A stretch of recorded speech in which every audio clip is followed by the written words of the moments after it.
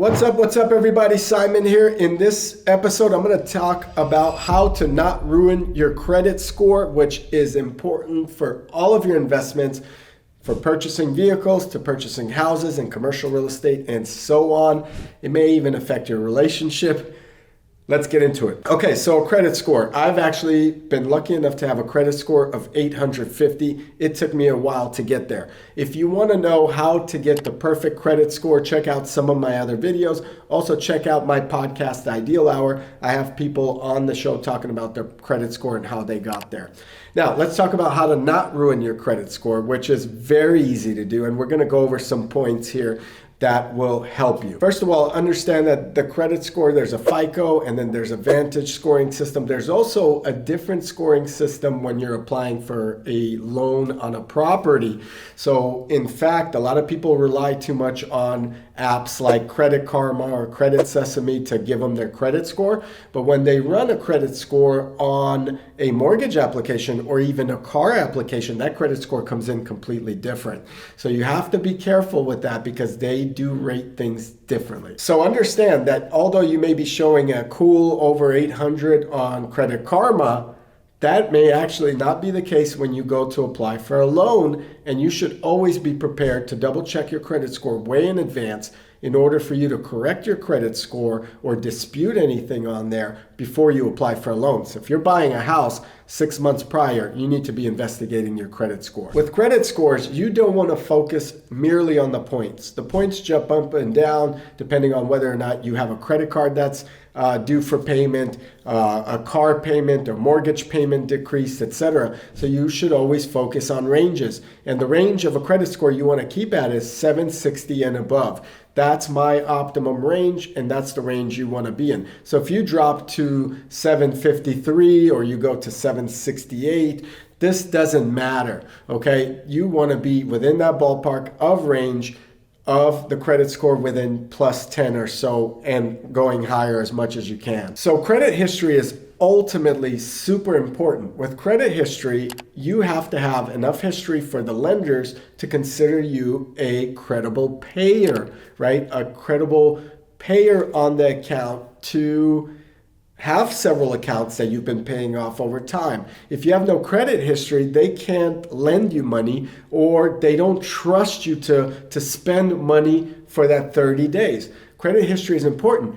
But what's interesting is even if you have credit history and you open a new credit card to add more credit cards to your repertoire or what's in your wallet, your credit score still will go down. The credit companies and the credit bureaus, they think that when you're opening up a credit card, you're adding on more potential debt. That adds on more risk and liability. Therefore, credit history is essential to make sure that you show them that you've been able to make payments this whole time. By adding another credit card, whether or not you have credit history, you're going to lower your score regardless, and that sucks, but that's something you have to do. So don't open too many credit cards at the same time because it will drop your points into that threshold or category far below than you were if you continuously or perpetually open up new credit cards. One way to not ruin your credit, probably the biggest, is pay your credit cards on time.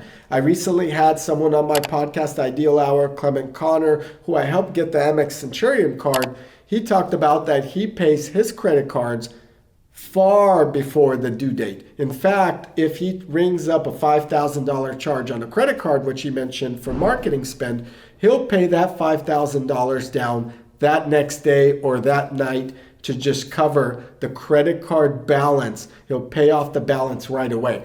This helps the credit card company not only raise your spending, but it also lets them understand that you have backup money to pay these debts off, and that will eventually raise your credit score or keep you above that threshold of where we want to be. A late payment in your credit score could drop your credit as many as 60 to 100 points.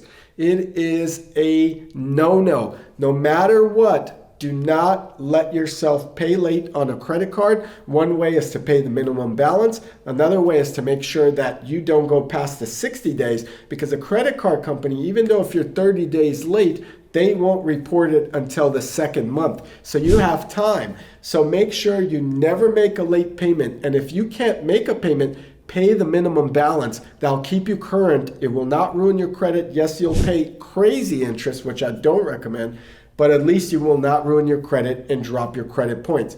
Once you have a late payment on your credit report, they are extremely hard to get off. It's possible, but you better have a great excuse for why that happened. Otherwise, they won't take it off. And if you need help removing or repairing your credit, check out my other video, how to repair your credit or how to bring back your credit. It is on my channel where I talk about doing it yourself, hiring someone to negotiate it, hiring a lawyer to fight it, and continuously fight it.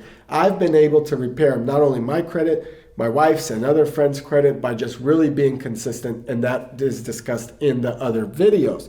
So remember, never make a late payment. No matter what, you'll be fine. Never keep a high balance. Don't continuously open up credit cards. Maybe open one every quarter or give it some time to have the credit card company see that you're constantly paying on time with the ones that you've opened recently. Remember, getting bumped from a 780 credit score to a 700 credit score, there are consequences. It may take you years to get back to the 800 credit score mark, and you just don't want to have that situation happen to you. You want to stay ahead of your credit. You want to make sure that you're constantly checking it. You want to make sure you're constantly checking to see if by accident any of the credit reporting companies reported you as a late payment. I had an instance where I had a late payment on an automobile that I personally did not even cause, but for some reason was reported as a late payment and showed up later on, years after the vehicle was turned in, with a 30-day late notice closed current account that I had to go back and fight. And that took me months to fight. But once I won that argument, my credit score jumped about 42 points. So overall, you want to make sure you're consistently and continuously tracking your credit, not just before the moment you need to pull credit to buy a vehicle or to buy a house. Finally, closing credit cards. I personally am against closing credit cards. I'll give you an example. I had a Capital One card since I was 18 years old up until 28 years old. They gave me 10 years of credit history. When I got into Amex, I got the Amex Platinum, I got the Amex Centurion, and all the other Amex cards. I closed my Capital One card because I was not using it for over a period of a year. And they said, you have to use it or lose it. I said, well, forget it. Why do I need it? It was a $95 annual fee.